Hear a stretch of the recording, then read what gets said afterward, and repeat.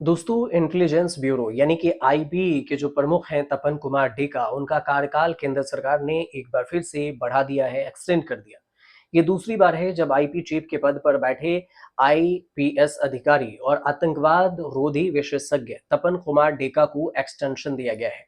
मतलब काम को बढ़ाया गया। केंद्र सरकार ने पिछले साल 30 जून 2024 को तपन कुमार डेका के कार्यकाल को 1 साल के लिए बढ़ाया था, जिसे इस साल फिर से एक्सटेंड कर दिया गया है और इसे फिर से 1 साल के लिए एक्सटेंशन दी गई है।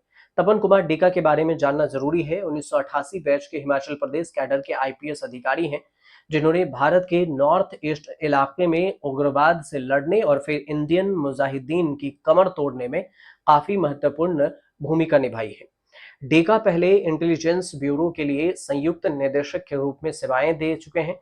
विशेष बात यानी कि खास बात यह भी है कि भारत में इस्लामी चरमपंथी के खिलाफ डेका पिछले 20 सालों से लगातार अभियान चला रहे हैं और इस वजह से आईबी तक पहुंचे और इसमें इन्हें प्रमोशन भी मिला। तपन कुमार डेका देखें तो 1990 से उत्तर पूर्वी इलाकों में अपनी सेवाएं दे रहे हैं।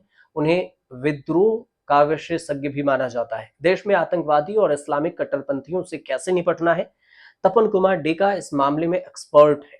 वो बखूबी जानते हैं। उन्होंने इंडियन मुजाहिदीन जैसे आतंकवादी समूह के खिलाफ कई अभियान चलाए और उसका नेतृत्व भी किया, इस अभियान को लीड भी किया और इसमें इन्हें सफलता भी मिली। आपकी जानकारी के लिए ये भी जानना जरूरी है कि इंडियन मुजाहिदीन ने ही साल 2000 के दशक में पूरे देश में बम विस्फोटकों को अंजाम दिया था और देश भर में तबाही मचाई हुई थी। ये मुजाहिदीन का ही काम था, इंडियन मुजाहिदीन। और उनका सेवा विस्तार देखें तो FR56D जो अखिल भारतीय सेवा मृत्यु सह सेवा निर्मित रिटायरमेंट के नियम 1958 के 16(1)(a) प्रावधानों में छूट के रूप में दी गई है।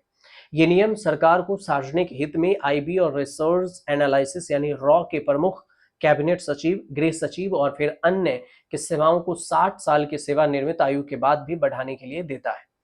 अब इन्हें संकट मोचन के नाम से भी जाना जाता है, आईबी प्रमुख को।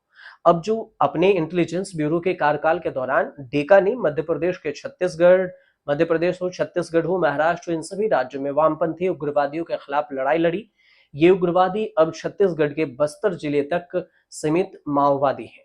इसके अलावे अगर देखें तो उन्होंने अमेरिका में भी अपनी सेवाएं दी हुई हैं और भारत में पाकिस्तान प्रायोजित जो इंडियन मुजाहिदीन ग्रुप के खात्मे में भी मुख्य भूमिका निभाई है। डेका ने मुंबई में 26 से 11 आतंकी हमलों की जांच की, आतंकियों को कटघरे में खड़ा किया और तपन कुमार डेका ने आतंकवादियों के खिलाफ चलाए गए ऑपरेशनों और अभियानों में देश की सुरक्षा में भी खास भूमिका निभाई। इसलिए उन्हें संकट मोचन के नाम से भी जाना जाता है। सवाल एक ये भी है अंत में कि क्यों अहम है इंटेलिजेंस ब्यूरो। अब इंटेलिजेंस ब्यूरो चीफ की जो जिम्मेदारी है अहम इसलिए भी है कि हमारे देश की एक खुफिया एजेंसी है आईबी, जो कि देश के आंतरिक मामलों पर नजर रखती है कि देश के अंदर क्या क्या हो रहा है। एक तरह से देश के आंतरिक सुरक्षा के लिए काम करने वाली प्रमुख एजेंसी है। इस एजेंसी का मुख्य काम है देश के अंदर इंटेलिजेंस डिटेल्स जुटाना और देश की सुरक्षा सुनिश्चित करना। इंटेलिजेंस ब्यूरो हर साल सुरक्षा से जुड़े न जाने कितनी मामलों में काम करती है, विवादों का हल करती है और एक गुप्तचर संस्था के तौर पर देश के आंतरिक सुरक्षा सुनिश्चित करती है। ऐसे में इंटेलिजेंस ब्यूरो के चीफ की जिम्मेदारी बेहद ही अहम बताई जाती है। सबसे खास बात यह भी है कि इस एजेंसी को लीड करना आईपीएस डेका के लिए चुनौतियों से भी बड़ा है, क्योंकि आपको देश में सब सारे समस्याओं से जूझना पड़ेगा, निकलना पड़ेगा।